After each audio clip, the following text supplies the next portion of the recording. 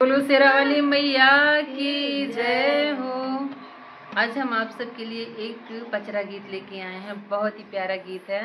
कैसा लगेगा comment box में ज़रूर बताइएगा। सबसे पहले हमारे यूट्यूब भाई बहनों को मेरा हाथ जोड़कर वंदन है और वंदन है, अभिनंदन है, प्रणाम है।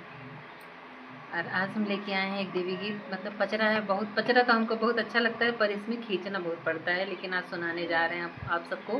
कैसा लगेगा कमेंट बॉक्स में ज़रूर बताइएगा। ज़्यादा क्या बातें करें, रोज रोज वही बातें ना।